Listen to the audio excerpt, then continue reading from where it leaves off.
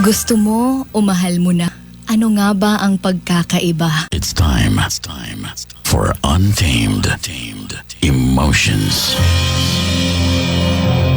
Emotions going wild with your hugot babe, Sugar Dolly. Hindi mo lang siya dapat gustuhin. Dapat mo rin siyang mahalin. Gusto mo o mahal mo na? Ano nga ba ang pagkakaiba? Simula nung dumating ka sa buhay ko, marami ang nagbago. Daghag mga butang nga mas na-appreciate na ako tungod nimo. At doon ko mas nalaman ang pagkakaiba ng gusto mo sa mahal mo na. Gusto kita dahil masarap kang kasama. Gusto kita dahil napapatawa mo ako. Gusto di ka kay bahalag corny akong jokes, mukatawa jud kag ayo.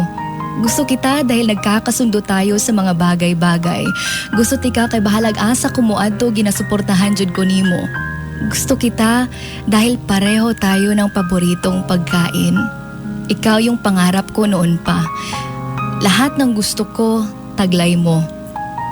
Katong first time ti kang nakita, nakaingon ko nga, mauna jud niyang para sa ako ah. Nung first time mo akong niyakap, na-feel ko yung presensya mo, na-feel ko yung pag-aalaga mo, na-feel ko yung pagmamahal at care mo. Gusto kita dahil ikaw ang pangarap ko.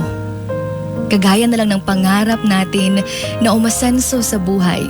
Sabi nila, pag gusto mo, dapat mahalin mo rin. Kagaya na lang ng King's Vita Plus Animal Feed Supplement. Hindi mo lang dapat itong gustuhin, dapat mo rin itong mahalin dahil malaki ang may tutulong nito sa mga alagang hayop mo. Malaki ang pagkakaiba ng King's Vita Plus sa ibang mga produkto. Kaya wag na wag mo itong ikukumpara sa iba. Wag na wag mong igagaya sa nakaraan mo na kinukumpara ka sa iba dahil ang King's Vita Plus, iba sa lahat. Pinagsama-sama na dito ang lahat ng mga kailangan ng iyong mga alagang hayop para maging healthy ito. Ang King's Vita Plus lamang ang gumawa ng pinakakompletong formulation ng multivitamins and minerals, amino acid, calcium, D3, electrolytes, enzyme, D3 at probiotics na siguradong kailangan ng iyong mga alagang hayop para mabilis ang paglaki nito. Maraming mapoproduce na itlog at malayo sa mga sakit. Kagaya mo, alam kong iniiwasan mo ring masaktan ka. Magkasakit physically at pati dyan sa puso mo. Gusto kita dahil ikaw ang pangarap ko. Pero habang tumatagal, unti-unti yung nagbabago. Hindi pala palaging masaya dyan sa piling mo. Dili day permanente nga pareho ang mga butang nga atong gusto. Hindi pala ikaw ang taong palaging hinahanap ng puso ko. Napapagod din pala ako kagaya mo. Pinakita mo lahat ang mga pangit na katangian mo at thankful ako na hindi mo itinago yun. Thankful ko nga imong gipakita ang mga bad side nimo sa ako. Matapos kong malaman lahat ng pangit sa'yo at mga kakulangan mo, mahal pa rin kita hanggang sa dulo. Mahal kita kahit minsan napapagalitan mo ako. Mahal kita kahit hindi ka nagsasabi sa akin ng I love you. Mahal kita bahalag dili ka sweet sa ako ah. Mahal kita kahit nangungulubot ka na. Mahal kita bahalag dili nakapareho atong una. Mahal kita kahit nasasaktan na ako ng sobra. Mula nang dumating ka sa buhay ko, natutunan ko ng umibig ng totoo kahit hindi sigurado.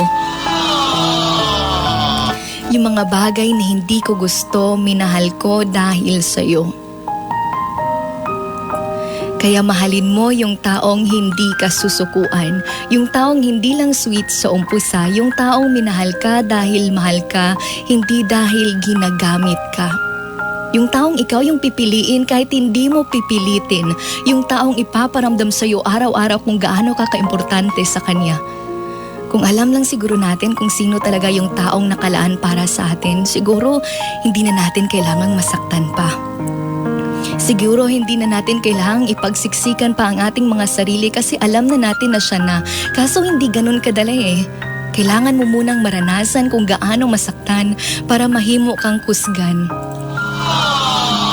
Kung para sa'yo, ibibigayan sa'yo sa paraang hindi mo kailangang ipagpilitan. Kaya piliin mo yung taong tapat. Kasi kahit baliktarin mo pa yung tapat, tapat pa rin. Emotions going wild and you're with your Hugot Babe. My name is Sugar Dolly. Right here on 103.1 Wild FM. Emotions going wild. Wild FM. Emotions going wild. Wild FM.